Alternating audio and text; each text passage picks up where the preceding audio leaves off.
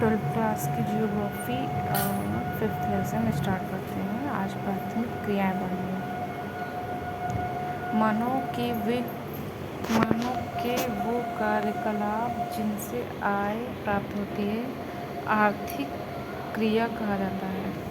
आर्थिक क्रियाओं का मुख्यतः 4 वर्गों में विभाजित किया जाता है। प्रथम, प्राथमिक, द्वितीयक, तृतीयक एवं चतुर्थ क्रियाएं। प्राथमिक क्रियाएं प्रत्यक्ष रूप से पर्यावरण पर निर्भर हैं, क्योंकि ये पृथ्वी के संसाधनों जैसे भूमि, जल, वनस्पति, भवन निर्माण सामग्री एवं खनिजों के उपयोग के विषय में बतलाती हैं। इस प्रकार इसके अंतर्गत आखेट, भोजन संग्रह, पशुचारण, मछली पकड़ना, वनों से लकड़ी काटना, कृषि एवं खनन कार्य में सम्मिलित किए जाते हैं।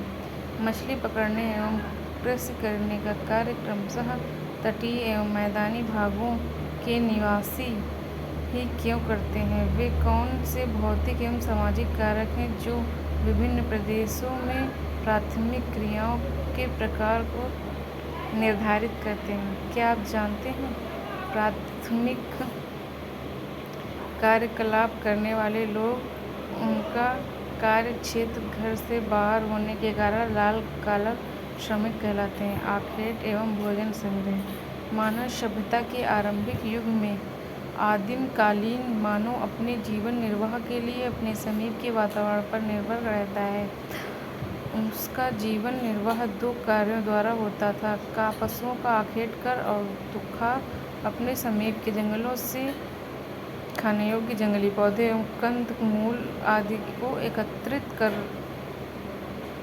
आदिमकालीन समाज जंगली पशुओं पर निर्भर था। अतिशीत एवं अत्यधिक गर्म प्रदेशों के रहने वाले लोग आखेट द्वारा जीवन यापन करते थे।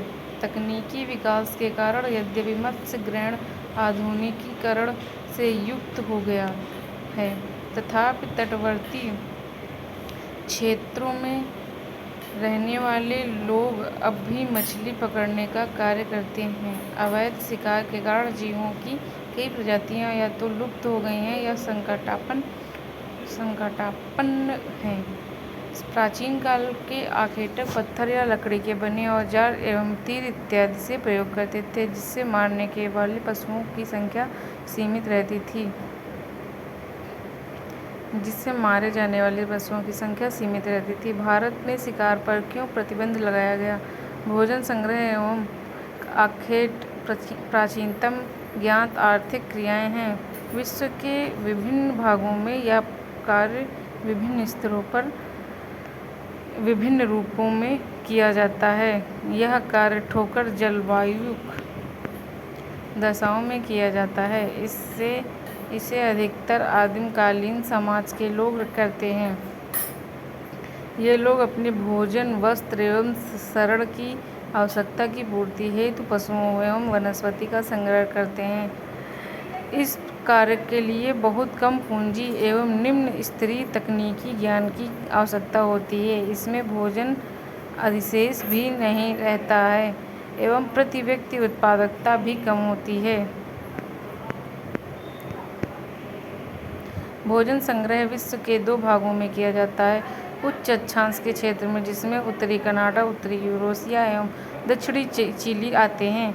निम्न अक्षांश के क्षेत्र, जिसमें अमेज़न बेसिन, उष्णकटिबंधीय अफ्रीका, ऑस्ट्रेलिया एवं दक्षिणी पूर्व एशिया का आंतरिक प्रदेश आता है। 5.2 को चित्र को देखिए। आधुनिक समय में भोजन संग्रह के कार्य का कुछ भागों में व्यापारीकरण भी हो गया है। 5.2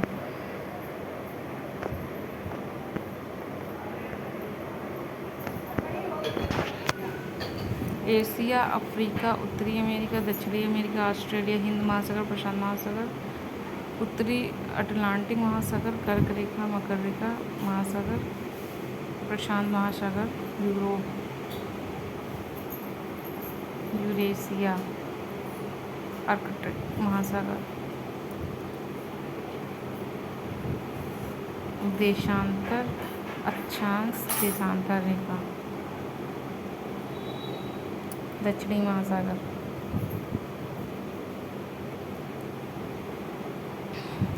आधुनिक समय में भोजन संग्रह के कार्य का कुछ भागों में व्यापारीकरण भी हो गया है। ये लोग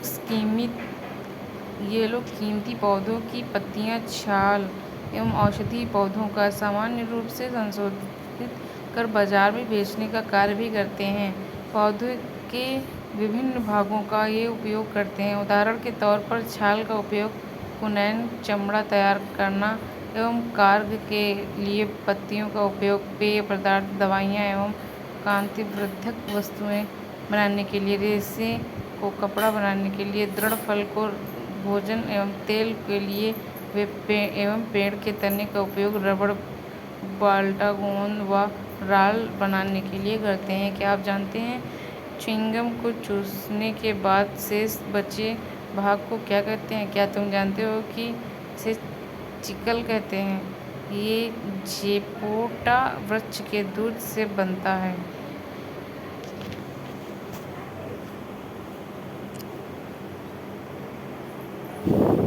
विश्व स्तर पर भोजन संग्रहण का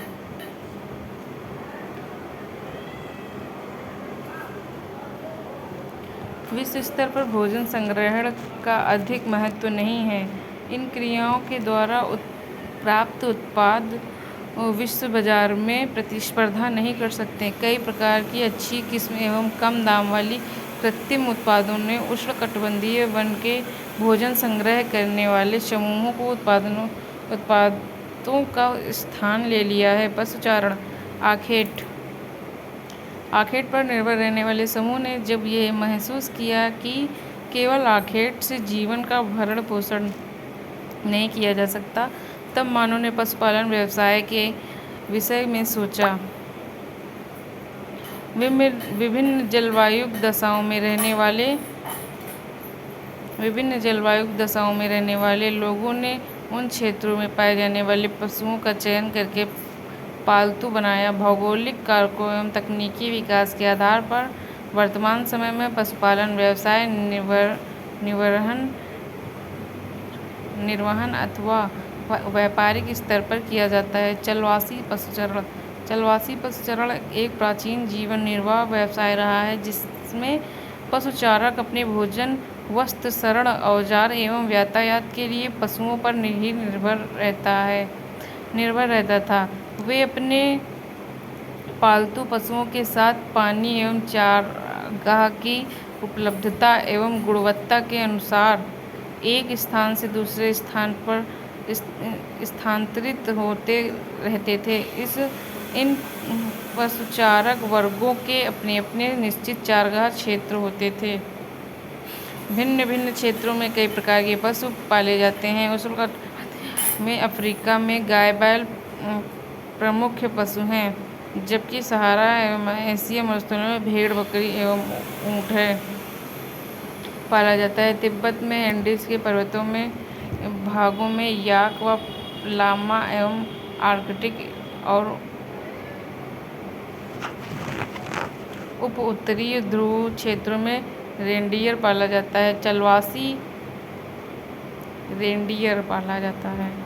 चलवासी पशुचारण के 3 प्रमुख क्षेत्र हैं। इसका प्रमुख 3 क्षेत्र उत्तरी अफ्रीका के अटलांटिक तट से अरब प्रायद्वीप होता हुआ मंगोलिया एवं मध्य चीन तक फैला है।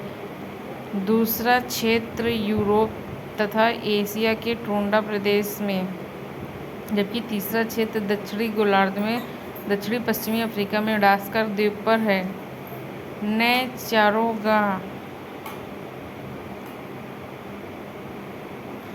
चारागाह की खोज में ये पशुचारक समतल भागों में एवं पर्वतीय क्षेत्रों में लंबी दूरियां तय करते हैं। गर्मियों में मैदानी भाग से पर्वतीय चारागाह की ओर एवं शीत में पर्वतीय भाग से मैदानी चारागाहों की ओर प्रवास करते हैं। इनकी इस गतिविधि को ऋतु प्रवास कहा जाता है। भारत में हिमालय के पर्वतीय क्षेत्रों में गुज्जर, बकरवाल, गद्दी एवं भूटिया लोगों के समूह ग्रीष्मकाल में मैदानी क्षेत्रों से पर्वतीय क्षेत्रों में चले जाते हैं एवं शीतकाल में पर्वतीय क्षेत्रों से मैदानी क्षेत्र में आ जाते हैं। इसी प्रकार टुंड्रा प्रदेश में ग्रीष्मकाल में दक्षिण से उत्तर की ओर एवं शीत में उत्तर से दक्षिण की ओर चलवासी पशुचारकों का पशुओं के साथ प्रवास होता है। चलवासी पशुचारकों की संख्या अब घट रही है एवं इनके द्वारा उपयोग में लाए गए क्षेत्र में भी कमी आ रही है। इसके दो कारण हैं: राजनीतिक सीमाओं का अधिरोपण, कई देशों द्वारा बनाई गई नई बस्तियों की योजना बनाना, वाणिज्य पशुधन पालन। चलवासी पशुचरण की अपेक्षा वाणिज्य पशुधन पालन अधिक व्यवस्थित एवं पूंजी प्रधान है। वाणिज्य पशुधन पालन पश्चिमी संस्कृति से प्रभावित है एवं फार्म भी स्थायी होते हैं। यह फार्म विशाल क्षेत्र पर फैले होते हैं एवं संपूर्ण क्षेत्र को छोटी छोटी इकाइयों में विभाजित कर दिया जाता है। चराई को नियंत्रित करने के लिए इन्हें बाड़ लगाकर एक दूसरे से अलग कर दिया जाता है। जब चराई के कारण एक छोटे से क्षेत्र में घास समाप्त हो जाती है, तब पशुओं को दूसरे छोटे से क्षेत्र में ले जाया जाता है। वाणिज्य पशुधन पालन में पशुओं की संख्या भी चारागाह की वहन क्षमता के अनुसार रखी जाती है। यह एक विशिष्ट गतिविधि है जिसमें केवल एक ही प्रकार के पशु पाले जाते हैं। प्रमुख पशुओं में भेड़, बकरी, गाय, बैल व घोड़े हैं। इनमें से प्राप्त मांस, खाले एवं ऊन को वैज्ञानिक ढंग से संबंधित एवं डिब्बा बंद कर विश्व के बाजारों में निर्यात कर दिया जाता है। अलास्का के उत्तरी प्रदेशों में रेनडियर पालन, जहाँ कुल भंडार का लगभग 2/3 अधिकांश एस्किमो रहते हैं, वैज्ञानिक ढंग से संसाधित एवं डिब्बा बंद कर विश्व के बाजारों में निर्यात कर दिया जाता है। पशु फार्म में पशुधन पालन वैज्ञानिक आधार पर व्यवस्थित किया जाता है। इसमें मुख्य ध्यान पशुओं के प्रजनन, जननिक सुधार, बीमारियों पर नियंत्रण कर एवं उनके स्वास्थ्य पर दिया जाता है। विश्व में न्यूजीलैंड, ऑस्ट्रेलिया, अर्जेंटीना, यूरुग्वे एवं संयुक्त राज्य अमेरिका में वाणिज्य पशुधन पालन किया जाता है। कृषि विश्व में पाई जाने वाली विभिन्न भौतिक, सामाजिक एवं आर्थिक दशाएं कृषि कार्य को प्रभावित करती हैं एवं इसी प्रभाव के कारण विभिन्न कृषि प्रणालियां देखी जाती हैं। कृषि विभिन्न प्रकार के फसलों का बोया जाना तथा पशुपालन विभिन्न कृषि विधियों पर आधारित होता है। मुख्य प्रणाली निम्नलिखित है। निर्वाह कृषि किसे कहते हैं? इस प्रकार की कृषि में कृषि क्षेत्र में रहने वाले स्थानीय उत्पादनों का संपूर्ण अथवा लगभग का उपयोग करते हैं। इसको 2 भागों में वर्गीकृत किया जा सकता है। आदिकालीन निर्वाह कृषि अथवा स्थानांतरणशील कृषि कार्य उष्णकटिबंधीय क्षेत्रों में किया जाता है, जहाँ आदिम जाति है।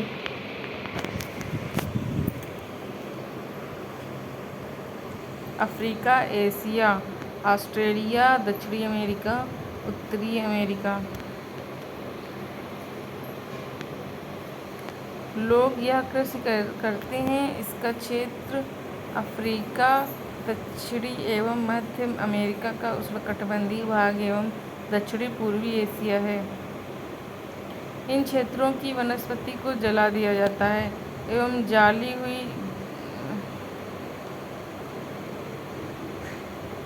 इस प्रकार स्थानांतरणीय कृषि कर्तन एवं छोटे दहन कृषि भी कहलाती हैं। इसमें बोए गए खेत बहुत छोटे छोटे होते हैं एवं खेती भी पुराने औजार से जैसे लकड़ी, कुदाली एवं फावड़े द्वारा की जाती है। कुछ समय पश्चात 3 से 5 वर्ष जब मिट्टी का उपजाऊपन समाप्त हो जाता है, तब कृषक नए क्षेत्र में वन जलाकर कृषि के लिए भूमि तैयार करता है। कुछ समय पश्चात कृषक वापस पहले वाले कृषि क्षेत्र पर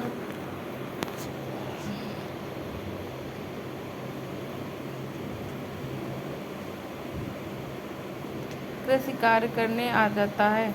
इस कृषि कार्य में सबसे बड़ी समस्या है कि इस क्षेत्र में भूमि की उर्वरता कम होती जाती है, जिससे झूमकर चक्र आग लगाकर कृषि क्षेत्र तैयार करना छोटा हो जाता है। उष्णकटिबंधीय क्षेत्रों में इसे अलग-अलग नामों से माना जाता है। भारत के उत्तरी पूर्वी राज्यों में से इसे झूमिंग, मध्य अमेरिका एवं मैक्सिको में मिल्पा एवं मलेशिया व इंडोनेशिया में लादांग कहा जाता है। आप ऐसे अन्य क्षेत्रों का पता लगाइए जहाँ इस प्रकार की कृषि की जाती है एवं वहाँ इसे किस नाम से पुकारते हैं। इस प्रकार की कृषि मानसून एशिया के घने बसे देशों में की जाती है। गहन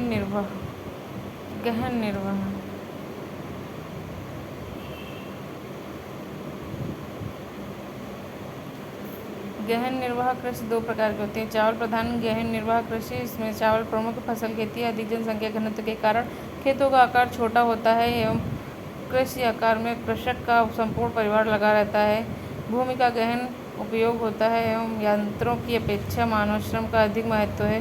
उर्वरता बनाए रखने के लिए पशुओं के गोबर की खाद एवं हरी खाद का उपयोग किया जाता है। Thank you so much. Next दूसरी वीडियो में करते हैं। Thank you so much.